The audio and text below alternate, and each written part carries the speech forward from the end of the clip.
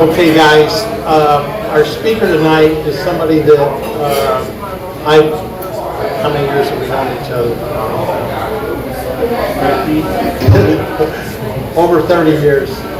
So, and we've done some incredible commercial deals.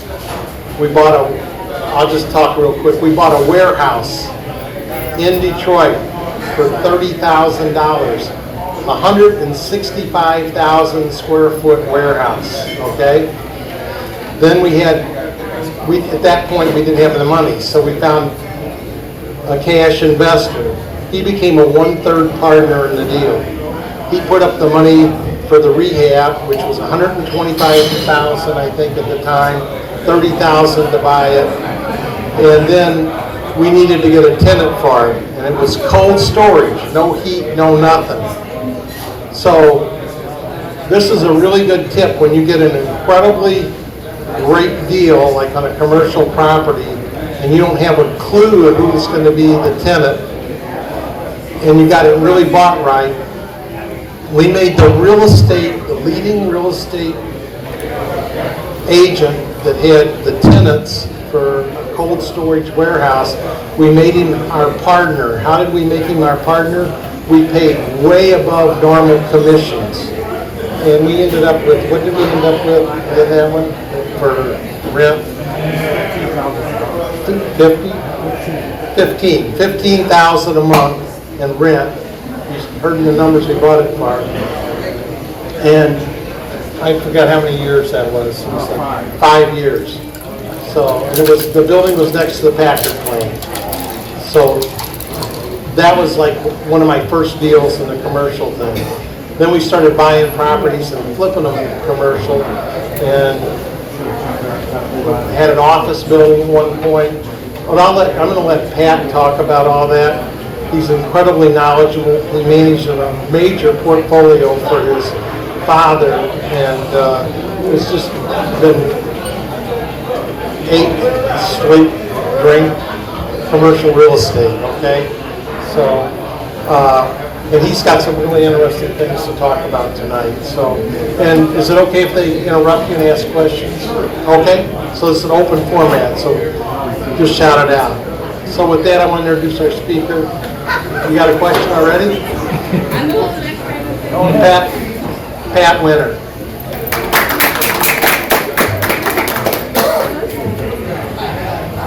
Hello there. It's a long game. I've been in commercial since I was like 21. When I got out of college, my dad said, "Come and work with me." I said, "Oh, okay." Once you get in the river, like Mark said, it gets in your blood, and it never leaves you. Because you make so much money and you don't pay federal income tax ever. I'll back up. Commercial property and any real estate, I don't know if you guys understand the tax code, but there's nothing in the tax code that's 80,000 pages that is more beneficial to the owner compared to any kind of real estate. Commercial is the most advantageous. Residential is okay, but nothing's like commercial. There's so many incentives, and you depreciate the asset so it offsets your ordinary income. So say you're working a job, you're working in an IT office, and you own the company, and you're making $250,000 a year. You depreciate your buildings, and we're going to talk a little bit more about that category in a little while, but even at 39 years, it can depreciate the building and wipe out most of your tax liability for your regular salary. It flows into your personal tax return. So it's such a mindset. I mean, my kids, they all work in the IT, and they're attorneys and they're CPAs, but they have no shelter. They have one Airbnb house each. They try to shelter their income, but you can't make people do things. So I keep telling them, you got golden handcuffs. You guys got to get into real estate full time, but maybe I'll convince them one day. But basically, like Mark mentioned, you find properties. It's not real complex. You just got to get to know values of commercial property by the square foot. Everything's by the square foot. So you can buy the building at $10 a foot, but the building in Detroit was, I don't know, it was pennies per square foot. It was beat up, it was full of debris. owner was dead and the son got the building. Does that sound familiar? Again, it's like probate, it's the same thing. People just, they don't know the value. The son didn't, he goes, just give me the money. He didn't care about the building. And that building was in an enterprise zone, so there's no federal, there's no real estate tax or personal property tax. So I was an industrial broker, I knew his signature. And had him walk him through, he goes, I got a tenant for you. And the tenant's benefit was the rent was only $3 a foot. And they didn't have to pay real estate tax on the building, because in a commercial property, you passed it, all the cost goes to the tenant. So tenant signs a lease, they pay the taxes, the insurance, the maintenance. And usually you have a deductible on the roof repair. So basically, whatever the building needs, the tenant's going to pay for it. Whether you do the work and they reimburse you, or they hire their own crew to do it. That's a norm. You can't do that in housing. Anyone here rent a house in the past or currently rent a house? What does the landlord pay for? Everything, right? They pay the taxes, the insurance. They have you, maybe have you cut the grass, but if something breaks, they got to pay for it. The commercial, it all goes to the tenant. That's the norm. And the tenant likes it, they love it, they don't care. That's the norm. So you want to find a building that you could buy at much less than replacement cost, and you fix what's wrong. Honestly, that's the biggest success. I mean, that builds new buildings from scratch, but even in today's market, it costs like $120 a foot to build a commercial building, but you could buy one for $30. You might have no tenants in there, or have one tenant, the lease is expiring. You know, like Mark was saying, you want a turnaround property. That's where you make the biggest upside. And also, in real estate too, when you want to sell it, you don't pay tax. You do a 1031. Now most title companies, at least the bigger ones I know, do a 1031-40 for a flat fee. So you sell the property, I'm just giving an example, you paid $200 grand for it, you fixed it up, you held it 2 or 3 years, now it's worth $1.2 million. You put it on the market, again, I can't say enough, I'm a real estate broker, but I use it for networking. I can't say enough about hiring a broker for that type of property. That's office, industrial, retail strip center, apartments. You get to know those people. They bring you deals, and then when you want to sell, they'll sell your deal. You can't sell commercial property on your own. You're doing it, you're wasting your time. I'm just being honest with you. Because they have all the contacts and network, and they pass it around their office. And commercial is not like residential. There's no MLS. But there is a new site I want to tell you guys about for commercial. It's called Crexi, CREXI, and they basically aggregate all of real estate offices, nationwide. But you can go by zip code, and they tell you what their listings are. So, like I found a building in Arizona, and I knew it was for sale, so I put the address in, and it comes right up. It says Colliers has it for sale, so there's all the terms and specs on it. So that's how you find property, and when you're trying to buy something that's in the market, in the offices.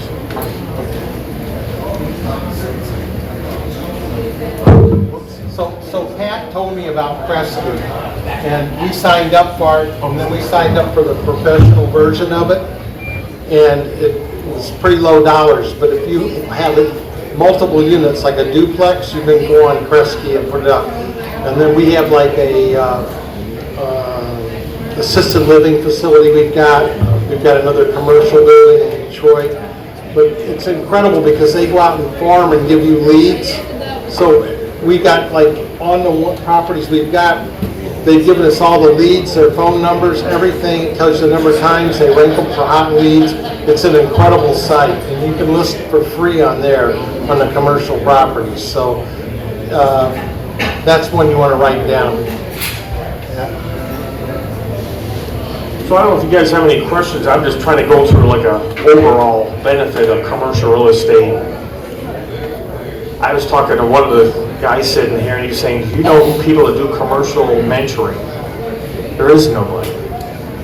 Because I don't know why, but honestly, it's like family to family. There's no one talks about it because there's so much money in it. I'm just being honest.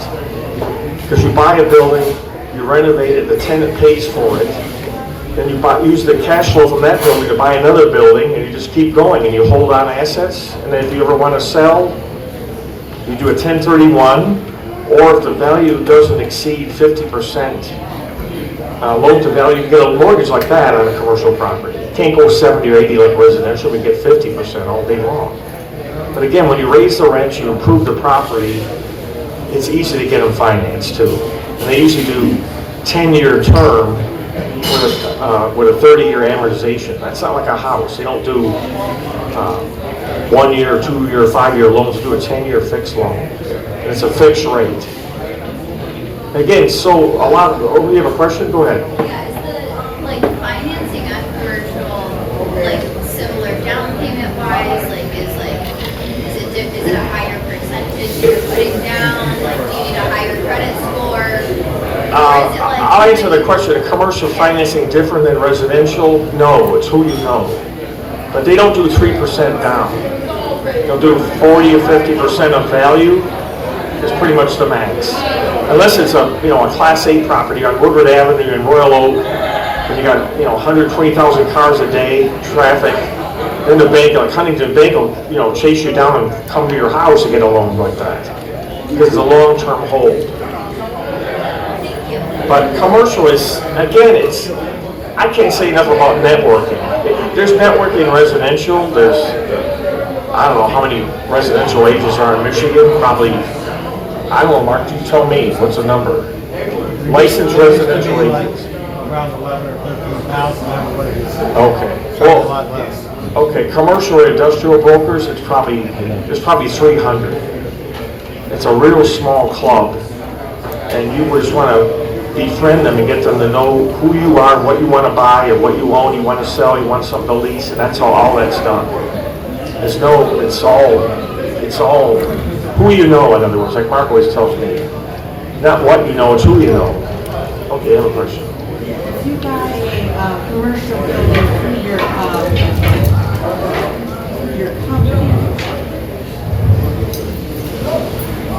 If you buy a commercial building through your company, what does it mean? You buy a mutual company to purchase a commercial building.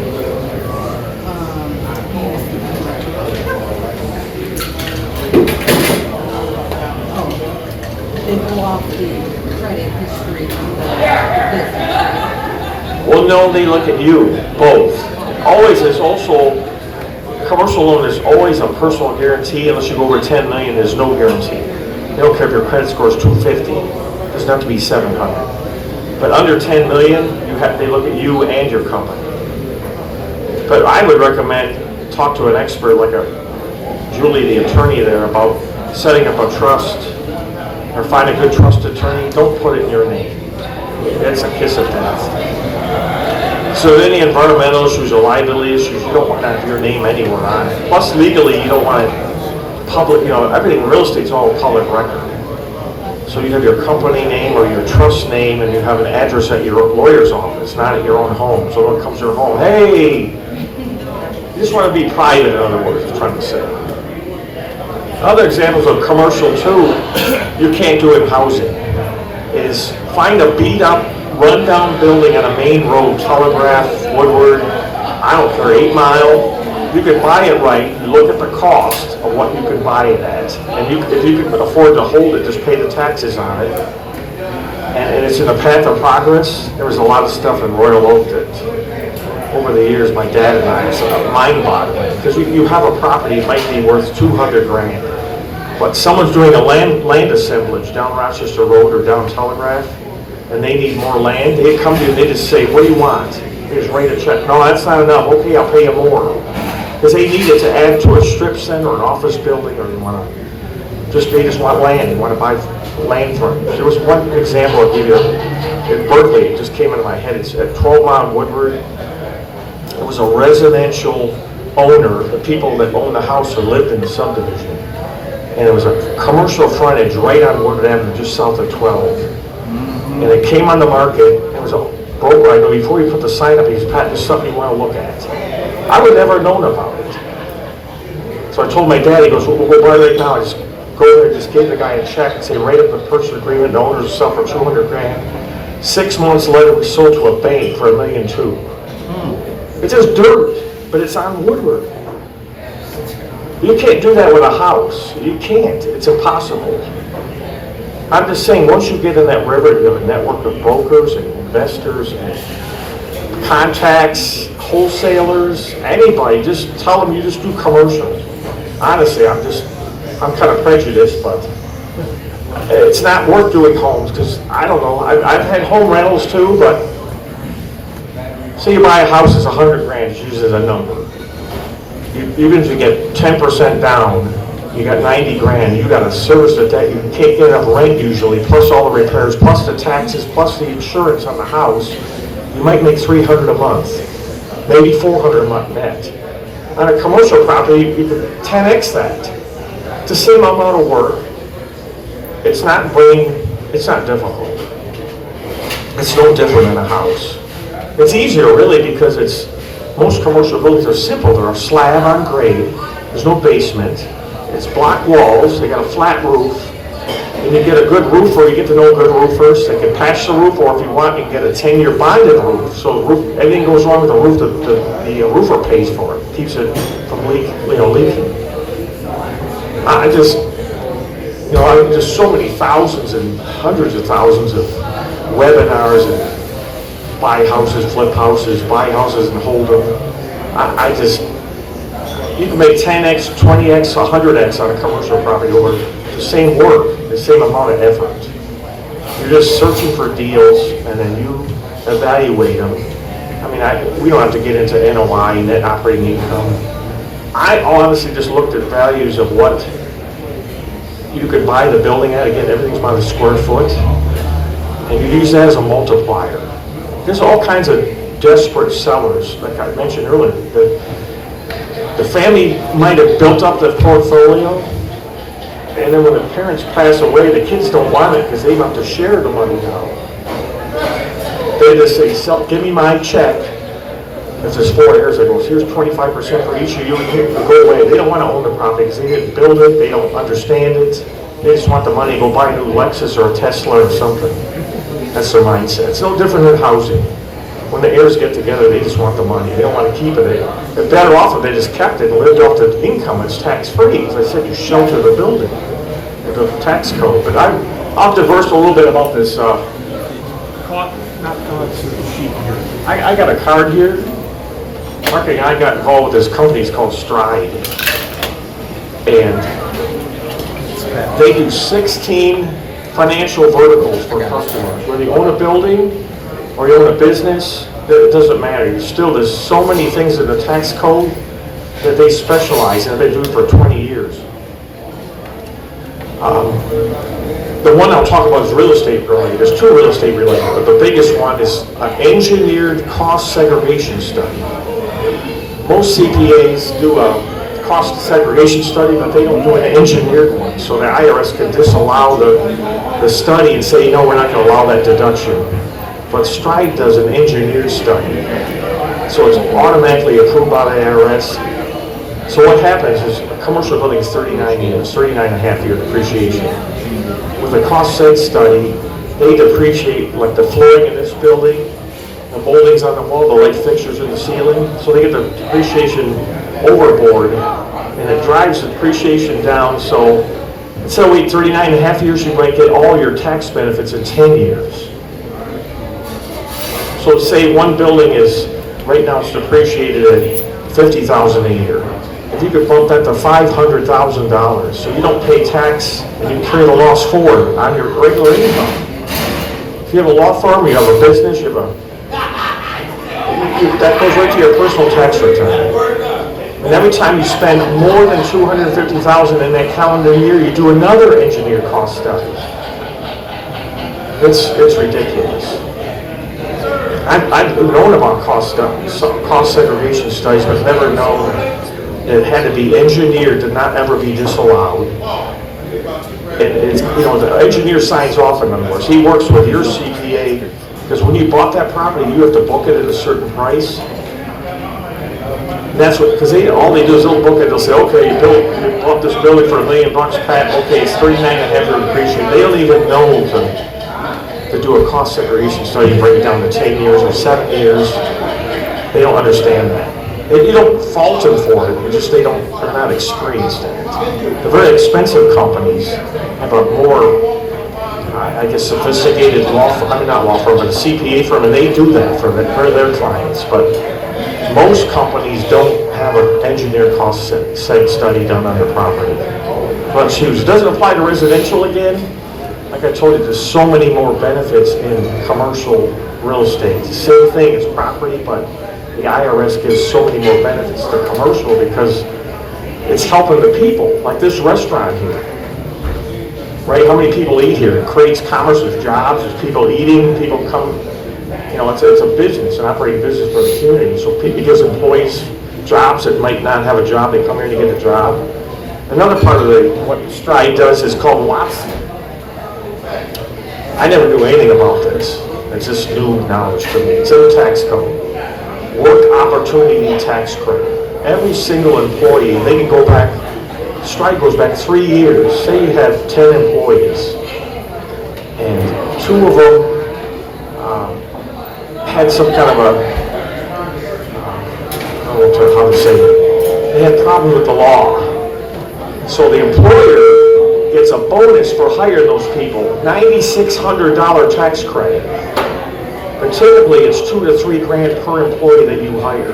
And they go back 3 years and it's a tax credit right off your bottom line of your business. That's mind-boggling. And every time you hire somebody, you do a cost save. I mean, you do a WATC too. Every time you hire 2 or 3 people, like you guys do basement repairs, if you hire somebody, like maybe 2 people a year, that's probably 10 grand for you, a tax credit. They fill the form out, they do it. It's an engineered work opportunity tax credit. Another thing, part of the WATC is every county and every city and every state has special incentives. Say a storm came through. The roads were flooded, some trees came down. I don't know, it could be a spring storm or winter storm. The state gives the company tax credits because of that calamity. I never knew, this is all new to me, but it's part of WATC. So STRYDE monitors that nationwide by your zip code, and they alert you, you might get $200,000 because there was a storm that came through, and the tax benefits flow to the employer, the business owner. It's, again, the tax code is mind-boggling. There's another thing called R&D tax credit. You guys are doing basement repairs and flood control. You could probably get 2 or 3 of your employees, you get a tax credit for hiring them because they're doing research and development. They're figuring out how the best way to drain that lot. So most of their paycheck that you pay them as an employee, you get a tax credit for it. It's mind-boggling. Because they're doing specialty work and they're always looking at a way to do your job. You know, your employees are looking for a better way to do the job, how to be more efficient. So the IRS encourages that and gives you a tax credit for it. That's all under STRYDE's umbrella. They do some other stuff, it's minor things, but I mean in the scope of things. If a company does credit card sales and they run more than $300,000 a year through their merchant account, they're usually paying 3.5% or 4% fee to the merchant company. STRYDE goes in and analyzes it, and they don't make you change your merchant account. They just barter on your behalf, and they usually get it down to 1.5 or 2. I don't know how they do it, but they've been doing it for 20 years. So they basically play whatever merchant account you have now, and then they beat them up to get it down, and they get a percentage of whether they save you. So everything STRYDE does is performance-based. If they don't make any money, if they don't save you any money, you don't owe them anything. It's just so mind-boggling. I thought the tax code was beneficial, but now it's like times 3 or 4 what I understand it. Because I just looked at it from a real estate property perspective. But all the different benefits if you own a business, it's incredible. And those, you know, they had the PPP, they had the ERC. That stuff all passed, but now there's still a lot more federal programs, but no one talks about it. The IRS doesn't want people to know, really. They don't want you to take advantage of it. Say, okay, I just got a $300,000 tax credit. a lot of friends of mine are car dealers down in other states, like one in Indiana. He has a store. It's 10,000 feet. It's a Ford store. Then he's got a Toyota store, another 10,000 feet. And his accountant never did a cost seg. So he's going to get 350 grand on each building, a tax credit. So what I'm saying is it's immediate money because the cost seg goes immediately into effect. Say most companies pay quarterly federal tax. They have money in a checking account. Say it's 100 grand or 200 grand just sitting there waiting to pay the IRS every quarter. So the cost seg, when that gets in play, the IRS sends you a letter, or email now, they don't send you letters really, and they say, because of the cost seg you did, you don't owe us any income tax, no federal income tax for the rest of the year. Because you saved 300 grand on paper, that offsets your tax liability with the IRS. They don't like talking about it, but I'm telling you about it, because I learned about it from STRYDE. It's just mind-boggling. So what you do is you sign up on that website. It's a tax website. It's $9 a month. You put all your data in there. It's a secure site. And STRYDE monitors all your hires, your fires, the people you hire, the people you fire. They analyze your credit card statements, everything all on their website. And then they say, here, you can apply for this, and then you apply for it. It's all computer driven. It's not people driven. It's honestly, like Mark and I've talked, they've really perfected AI. They've got $37 billion that they've returned to people. Yeah, Mark's saying they've returned, over the last 20 years, they've returned $37 billion to their clients. With a zero disallowance Yeah, by the IRS. because they follow the rules so closely, they've never let disallowed on any of their documents or their studies that they, submit to the IRS. They just give them a green stamp. Say, okay, it's okay. So I want to talk about commercial. I'm just trying to bring this up because it kind of ties in. But you have any questions about commercial? How to find it? What to look for? Honestly, it's just befriending people in the real estate game. Commercial brokers, a great title company. That's what you need for a hard money lender. You need a cooperative, creative title company. And you just develop a team. If you guys are already in the construction world, you can do your own construction. That's not rocket science. You know how to do it. If you don't, you can hire someone to do the specialty stuff. Even if you do HVAC or electrical, those are really the only things that are going to need a permit. Or plumbing, major plumbing, but mechanical stuff is easy to do. You guys can do it. You buy the P-Tex now at Home Depot, it's blue and red, there's your pipe. You got a throttle manifold for your distribution, and no one's going to break into the commercial building or any residential building if you're doing residential and steal your plastic pipe. It's not like, no one does that. And it's easy to do it. A 15-year-old can do P-Tex, it's so simple, PEX. You need a permit for HVAC, but you can get, again, you just kind of network around and find a licensed heating and cooling, HVAC, heating, ventilation, air conditioning. So that's a license from the state of Michigan. And you could say, I'm just telling you how to cut through it. Say, I'll pay you $1,000 a day. You work 8 hours, and you're going to take my unit off the roof, it's bad, and put a new one up. And then you buy the unit direct from their source. You say, I'll pay you for the unit. You're not going to mark up the unit $5 grand or $10 grand, because that's normally done in construction. You mark up everything. So you just say, I want to see the invoice for the product, because they can only buy it because they're a dealer. They got to be licensed to get to buy heating and cooling equipment. They'll do it. They don't like it, but they'll do it. They want the job. And so I'll pay you when the job's done. You guys pull the permit, pull the old stuff, haul it away to the scrapyard, and you put the new unit in, pass the green sticker on the inspection, and I pay you. They have them sign a waiver. Always get waivers. Partial waivers, always get a full unconditional waiver, because the title company's going to want that. Don't let some contract say, I don't sign those. Yeah, you do. You don't work for me. Here's my contract. You're going to sign my waiver when you're paid in full. It's just simple paperwork. Like I said, it only takes once or twice to get burned. Then you know what not to do. So I'm just throwing that out for you. Well, commercial's the same way. It's no different than residential. The contract is for plumbing, heating and cooling, and electrical. So electricians, like that building Mark mentioned in Detroit, I knew a good master electrician. A master electrician could pull a permit anywhere in the state. They're the only one that can. Not a journeyman, not a guy that just started. So the master is key. He just goes to the city, pulls out his license. He's licensed. He's got at least 10 years of it in the ground, hands-on experience. So he can pull the permit. So we did the electrical, a whole new service there, all new bus duct, lighting. And I've just used the same format I'm telling you about. I said, Marty, I need to see the invoice, because I know you're buying it wholesale. And as the invoice comes in, we pay them 30 days. We pay direct to the supplier with the warehouse we bought it from. And then he's on the clock. I said, back then it wasn't 1,000 a day, I think it was 500 a day. I said, Marty, I don't care how hard you work to get 500 a day, you're going to pull all the wire out of here and then run all the new wire, then you're going to stand the inspection. Because again, the guy pulls the permit, the master, if he messes up somewhere, he doesn't get a green sticker. Guess what, Marty, you don't get paid. I don't want a yellow sticker, I don't want a red sticker, I want to see a green sticker, then I'm going to pay you. So he makes sure it's right, he knows what the inspector wants.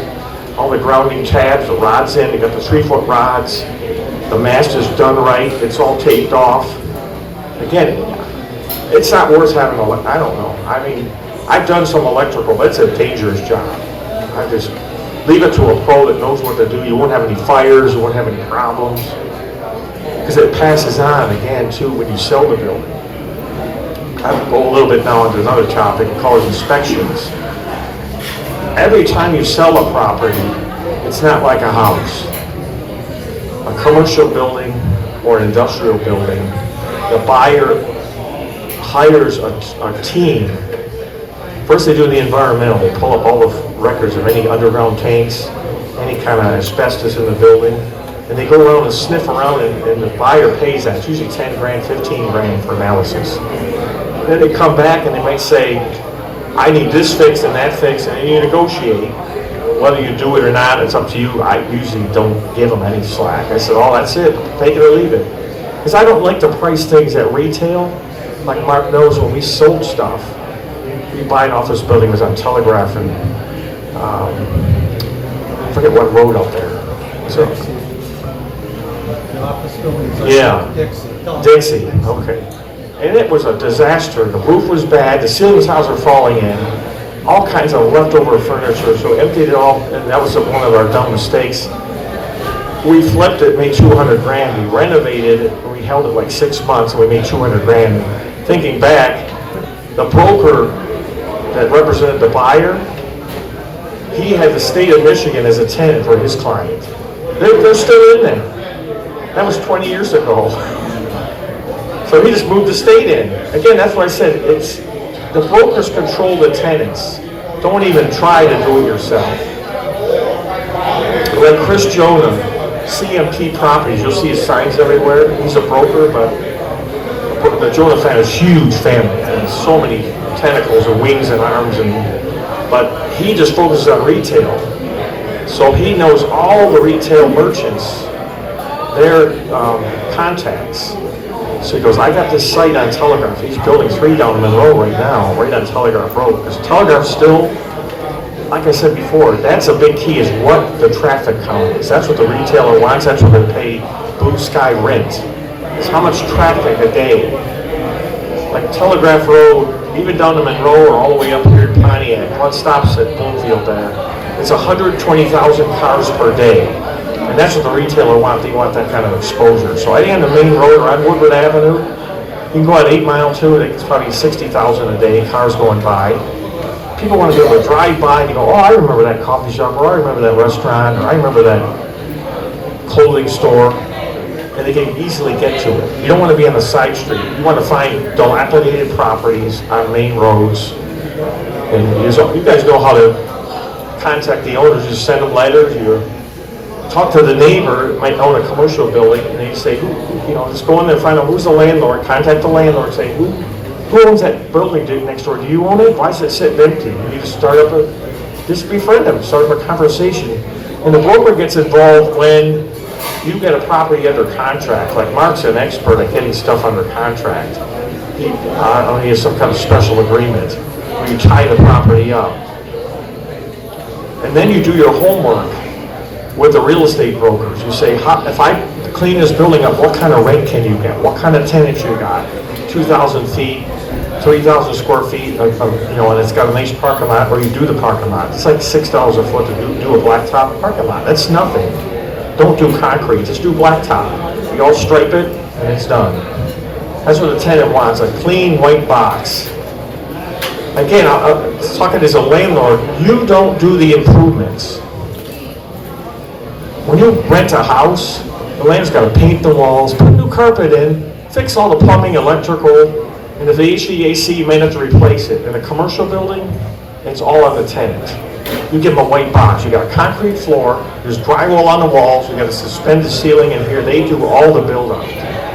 That's on their dime. You don't pay for that. You just say, the rent starts the day you move in, but you got to do all the build out. So like Starbucks, I just give you an example, they pay $50 a square foot triple net, and they usually do 25-year leases. But they're in 2,000 feet, that's it. And most of them now, you see that drive-throughs, and all the Paneras are changing the drive-throughs the same way. They don't want the big square footage because all their traffic is mostly drive-through. After the COVID thing, most people don't go in the restaurant anymore. It's a shame, but that's the truth. It's drive-through business. So, if it's Starbucks or some smoke shop or a vape shop, it's the same thing. They do the build out. You don't participate. You don't have to participate in that. If you want to give them 3 months of free rent, you could, but it's not mandatory. They want the space as bad as you want to lease it. They want a building on a main road where they can get exposure and their clients will remember it's there. And they'll come back again and again and again and again. So I just said, commercial just, I don't know, I'm trying to give you 30, 40 years of experience on it in a little presentation. I'm just trying to hit some high spots just to encourage you to don't give up, stay persistent, keep your network, keep growing your network. Like Mark meets people all day, he meets new people all the time because he's out in the field. Talking to this person, well, someone else wants to sell their property. Just keep conversation going. Always hand them your card and follow up with them. And again, a lot of properties that Mark and I did, we found them through, I don't know what the word, I guess it's a bird dog. There's people that knew they couldn't buy it themselves, but they knew about it. So you pay them $1,000, $1,500. They're happy. That's money for them, right? They're out beating the streets. You just send out an army of people looking for what you want. And another thing too, but Mark, go ahead, your question? Yeah, obviously you've been in the industry for decades, so you've seen a lot of different markets. Yeah, it's always changing, but retail will never go away, never ever. People always want to go to a restaurant or a store, and not the big box stores, but the street front stores. Well, from your experience, I've known, especially over the last few years, like storage units have been big. Do you see like another niche market coming, like in the upcoming 5 to 10 years, you would say? You're asking, I want to repeat it. Repeat the question.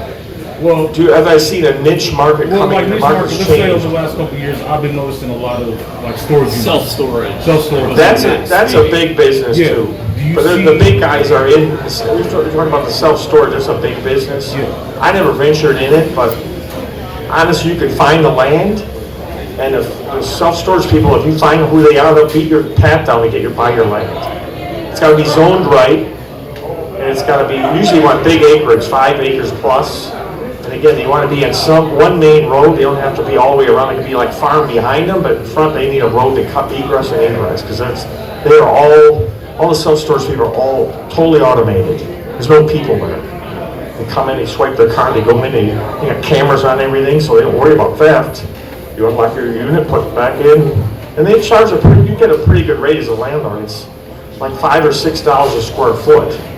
And it's a real simple building to build. And it just, people never get rid of their stuff and leave it there 5, 10 years, keep paying you rent for it. Because they don't want to part with it. It might be an old couch or 3 couches and a bunch of records or who knows. That's a huge industry. Do you see like another niche coming? Well, I'm going to bring up what I brought up earlier to the expert probate attorney, Julie. The biggest thing I've seen change And that's what I was asking her about her office space. It's in Arizona, it's here, it's in Indiana. Say you have an office space and you're renting it out and you got 3,000 feet. Do you need 3,000 feet for your office staff in 2024? So what people do is one, in fact, that just opened in Birmingham, right on Old Woodward. The guy leased the whole space, it's upstairs. He leased the whole upstairs and told me the story. He's got everything open ceiling. He's got glass partitioning walls, and he leases out the little office cubicles for $500 to $1,000 a month. He has 30 tenants in there. So he pays 10, and he's collecting 30. Gee, it's big demand because there's no, you can see all the office buildings are all going away. But, I mean, yesterday GM announced they're leaving the rent saying, goodbye. They're all moving into Gilbert's new building. So that's what's happening. There's 5.5 million square feet where GM is. Now they're moving into 450,000 feet. All the GM people that are left.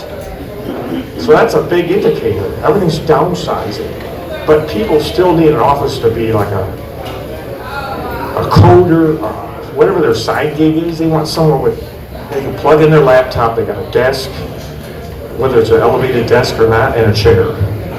And then in the center of the building, what he does, this place I went to it yesterday in Birmingham, he has a kitchen. Everyone shares the kitchen. They bring their food in, they got refrigerators, they can cook their food, but they gotta make sure they throw it out. There's one lady up front, and she, for like another $30 or $40 a month, she'll answer your phone and then email the message to you or text it to you. That's an optional service. And then you have, everything's a swipe key, so there's no keys. Everything's a card. You swipe with a card, that's how you get in and out. So everything's secure. You go in your office anytime, 24 hours. At 2 in the morning, 1 in the morning, or whatever, 10 at night. So I'm gonna go to my cubicle. You turn the lights on, you plug in your laptop, or leave it there. There's more expensive suites.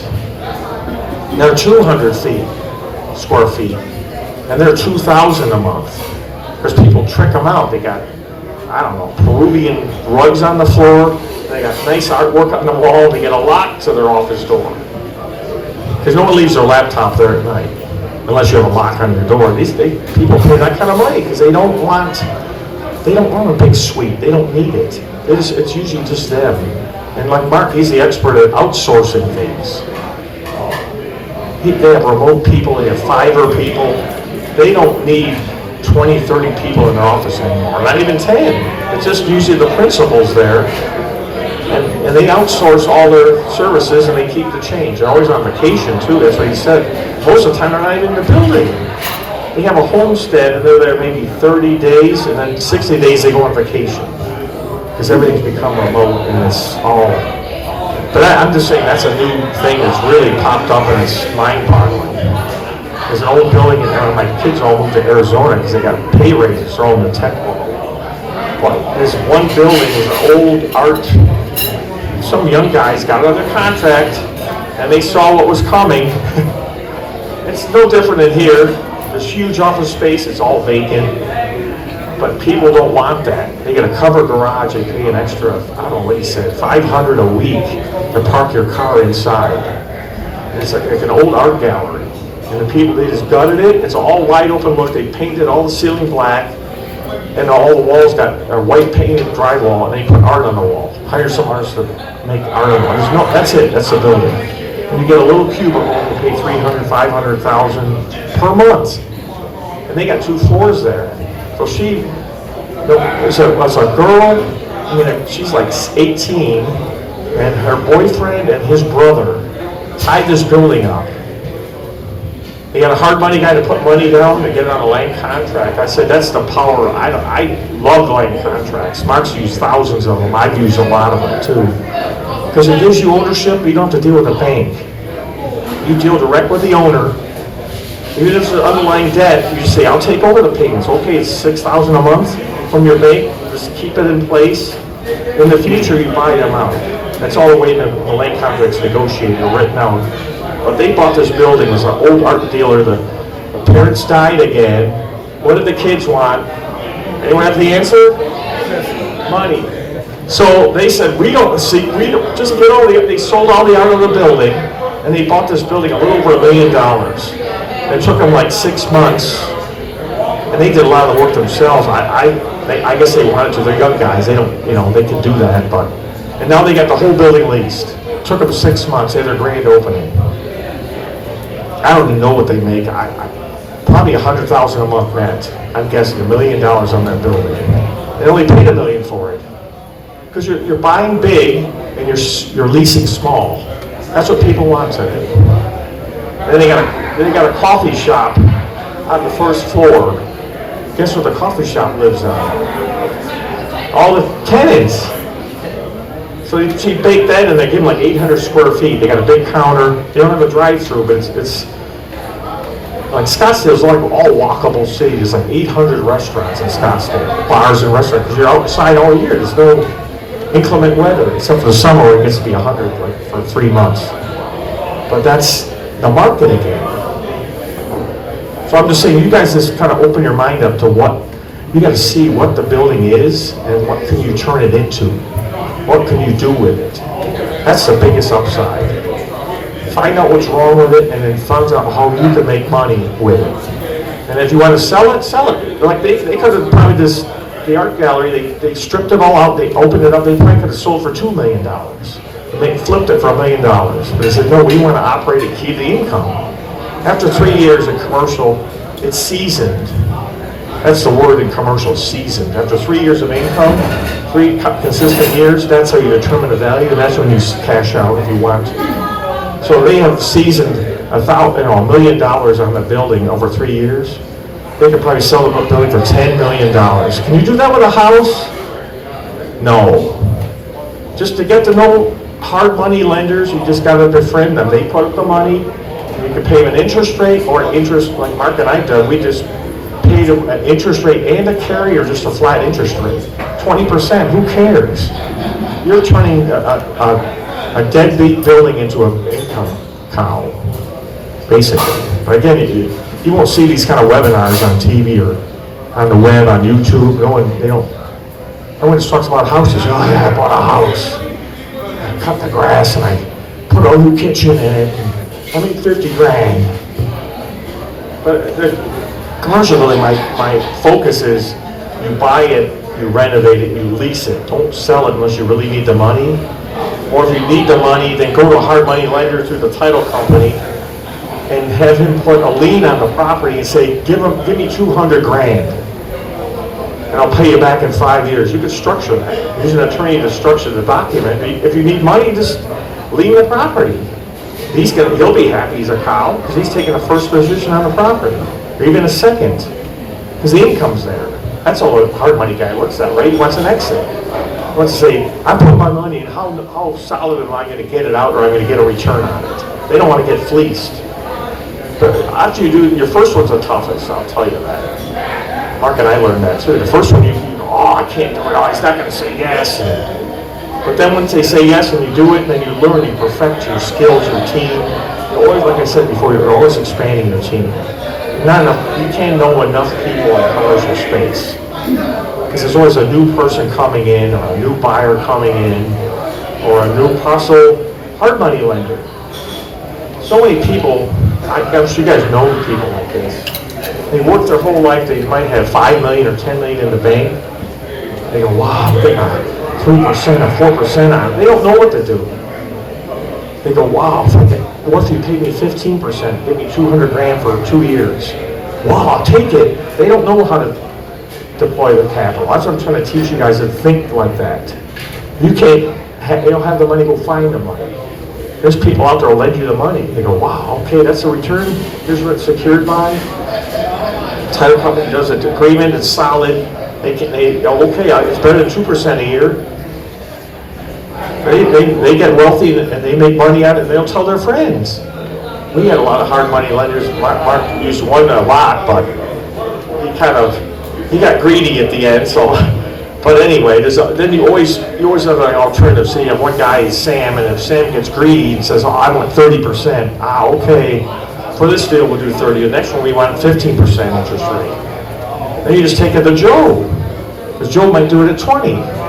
But the key is finding the property, tying it up, I mean, there's other title topics I could bring up, but I've done before because it happens in commercial. It's like you're in the ocean, there's a bunch of great whites circling. So you get an agreement with a commercial property owner, and it gets on the street that Joe just signed a contract with me because it's a small club. So what I used to do, and I'm doing it today even, I do it today, is file a claim of interest, and it goes right to the title company and close the title. Because Joe might go to Sam, and the next day Sam goes, well, I'll pay you right now, the hell with Pat, I'll pay you $350. I'll pay you right now. So if he wavers and tries to cheat me, it's clouded, he can't sell it. I'm just being honest with you. It's a whole different world. It's not, there's cheats in residential, but in commercial they're a lot bigger. They're 20, 30 feet long. Because they see a deal and they'll just jump on it. So you got to protect yourself. You can't be naive. Oh, I got that deal under contract. You can have the purchase agreement signed. The title's clean, right? First it hits the title company. I mean, first it's the public record. That's their property. You can't sue somebody. Oh, you got to walk into the contract first. Good luck going to court and winning that. Spent hundreds of thousands of dollars in 2 or 3 years in court. It's not worth it. So just protect yourself. I'm saying this stuff they don't talk about this stuff. But Mark and I have experienced it. Oh, go ahead, push it. That's a claim of interest. It's a one-page document, and it says your entity name, don't ever buy anything personal. Always have an LLC or a trust name or some kind of entity keeps it from you arm's length. And you file it. The title company know what they see them all the time. They know what they are. You could email me, I'll send you one. Yeah, it's a template. Basically, you put the legal description in, and it shows you have this property under contract, and it's a cloud. Anything that's clouded on the title, it means it's not going anywhere. Some title comes, I'm sure, over clouds or easements, but usually a cloud will deter the buyer from buying it, trying to snake it away from you because they can't. They know the title's not clean. Go ahead, Mark. In my residential contract, when I buy real estate, single-family homes, I have a clause that allows me the right to file a claim of interest. So in writing, they've given me permission to file a claim against them. I just got paid last week for a claim I filed 8 years ago. And the person didn't go to a title company, bought the property. Now they're ready to sell it. And so it's pay me now or pay me later. That's what that's called. But you can do that. That works. There's a video on Mark's, I'm sorry, there's a video on Mark's YouTube channel that shows you how to put that in the context. Yeah, my YouTube channel, if you go to it, we record all the meetings, like the one tonight with Pat, it'll repeat itself. I'll put it up on other channels, and like the site he told you about, STRYDE, that'll be right at the top where you can go. And Pat's contact information will be in the comments below. One more thing, go ahead. I didn't know about this. This was in 2001. We bought a building in Ferndale, my dad and I. It's an industrial building. It was in foreclosure. The broker knew it was for sale, industrial building. I don't know what my dad had to, he's long gone now, he passed away, but he had such talent with negotiating with banks. So they wanted, there was a foreclosure sale, the bank already took it back. The building was full of tool and die equipment, and the roof was leaking. So he got the building down to 300 grand. What his tool was doing it, again, it's, whether you have a hard money lender, you have your own money. He put the money in the title company, the cash. Said, I'm serious, here's my letter from the title company, they're holding 300 grand. And the banker said, I don't want to keep this on the property, on the market, I'll sell it for 300 grand, because the money was already there. It's not like, are you going to deliver? We closed in like 2 days.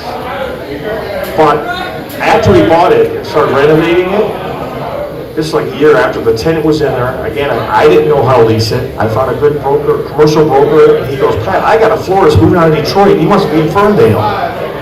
Okay, so bring the tenant in, they walked through, they said, we'll take it. They leased the whole building it was 100,000 feet, but they only leased the first floor, 50,000 feet or 12,000 foot, you can do the math. But it's something I never experienced before. The sprinkler system was not a dry system, it was a wet system.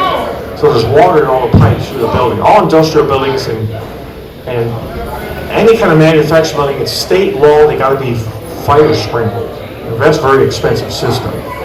But this is a wet system, not a dry. The dry one, the pipes can freeze and it won't charge the line with water. This was water in. So it was in February, about a year later. The line broke. And it started, the sprinkler just triggered. The alarm goes off, the police come, you get a call, back then you had pagers, you had a pager. Hey, the building, there's a problem there. It wasn't a fire, but it was the water pouring out. It was like a river coming out of the building. I remember calling the insurance company. I didn't know, I never experienced it. Mark's help, he gave me a public adjuster. The insurance company was so wound up, I couldn't understand their enthusiasm. They brought my dad and I go, you got to sign this release. We'll pay you $100,000 for the claim. That's all it's going to take to clean up. They kept pressuring him. I said, no. I called Mark. He said, you get the PA involved. But the public adjuster came from the insurance world. They fight on your behalf. They charge 5% of what the insurance pays. They paid $600,000. Because the public adjuster sets it at the commercial rate, union rate, to fix that system. Just that blows you away. And insurance proceeds are tax-free. So it gets better. 2 years later, there was a windstorm in Ferndale that tore part of the roof off. So I called the same public adjuster up. He went out there and he argues face to face with the insurance adjuster. They know each other, they know all the code, they know the insurance law, they know the policy backwards and forwards, they memorize it. And he said, we're going to offer, insurance company said $200,000 for the roof blowing off because there's another water intrusion and a leak that water and caused damage inside the building. The insurance said, well, I learned from last time, I'm going to go high at 2. And he goes, no, we got $700,000. And he went back and forth, and that's what happens. He signs off, insurance company signs off, and they pay you. Then you pay the public adjuster, the license by the state. There's only 60 or 70 in the whole state of Michigan. And then you pay him when you get paid. So he got 5% of $700,000. Okay, that's worth your skill set. And again, that money that comes from the insurance company is not taxable. Any insurance claim, any insurance payout is not taxable. It's free money. So I'll just say, if you ever claim on their house, a rental space, any building you guys ever own, don't settle it yourself because you'll get hoodwinked. Or maybe you get it with the adjuster and he says $50,000 and you say $100,000. You don't know what you could get because he did this public adjuster again. He does an engineered union scale cost analysis of what it costs to fix it. And then you just hire somebody for much less, a non-union scale rate. I think it cost us $100,000 to fix the roof, and then it was $100,000 to fix the sprinkler system. Put all new pipes in it, split, and then test it, and the fire marshal comes out and approves it. You have a master plumber stand the inspection again. And that's it. I'm telling you a lot of things where you get snared. If you don't know, that's on you. Commercial's a lot different than residential because, like Mark's told me before, all the stuff we've done, it's not what you know, it's who you know, but you don't know it unless you go through it. I'm just telling you stuff where I could have got burned, but if you have the right advice, I'll never forget about a public adjuster now. I don't care what claim it is. If a car crashes into the building, a tenant, this is like a couple weeks ago, a building tenant said a car ran into the building. It's still up being sold. I said, I'm not doing it. Give the public adjuster. He said, it might take 6 months. Good, I don't care. We fixed the wall, so the tenant's still operating, but he's out negotiating to get a higher rate for the repair. So I said, you can't do that in housing. You can do it in housing on a public adjuster, but commercial is such a huge payday. I mean, we only paid $300,000 for the building, and they paid $700 for the sprinkler, and then they paid $700 for the roof. can't do that with houses. But again, you buy it right. I'm trying to say you buy the building right. You buy something that no one wants, and you figure out what to do with it. Go ahead. I was just gonna ask if you're like picky about zoning, or if it's just more like the activity or like location. Picky about, no, it doesn't matter. If it's in the heart of Detroit, I mean, the Packard plant is right downtown, next to the Packard plant. This building was in disarray, there's graffiti everywhere. They had these big truck bumpers so no one would drive into the building. I don't care, you go anywhere. I mean, you wouldn't go, but you send your partners to go. I wouldn't, you go, but you just go in daytime, you meet the contractor there, you give him the job, and then you say, you know, in today's world it's so different, you just do, you do everything on your phone, right? You FaceTime them. Okay, look at the roof, look at the HVAC, you don't have to go there. This is today's technology. Back then I had to drive down there. I just go between like 9 and noon. Park by the building, go in and see the car. Okay, see ya. He had a dog in his truck to keep care of his tools. His tools didn't go missing. But it doesn't matter with opportunities. It's so much money because you go where other people won't go, or you'll take on a deadbeat building and no one will take on. Like, I don't know I'm just to jump aside, I don't know what's going to go on with the Renaissance, but GM bought the building for nothing. I think it was in 2008. They're probably just going to demolish it, or I don't know what they're going to do with it. When they leave, the hotel's leaving, they're moving to the other building. All the tenants are going to move because GM moved. So that's a bargain for somebody that has the wherewithal to figure out what to do with the Renaissance, but that's a great turnaround there. 2 of the towers, I mean, the Friedman family, they're a big real estate company, you've probably seen the signs, but they also buy the Friedman family as their own accounts. They see the deal first, and they have the fire line, the power line, they just write a check and buy buildings, and they renovate it, and then their brokers lease it. So they bought 2 of the towers, a public REIT owned 2 of the towers of the Renaissance, and they bought them for like $10 million, both towers. They put Blue Cross in one, and I forget who else they leased the other tower to. What a ROI must be off, it must be 2,000% return, maybe 20,000, I don't even know. I mean, they bought the buildings for nothing. Because the leases were up. They had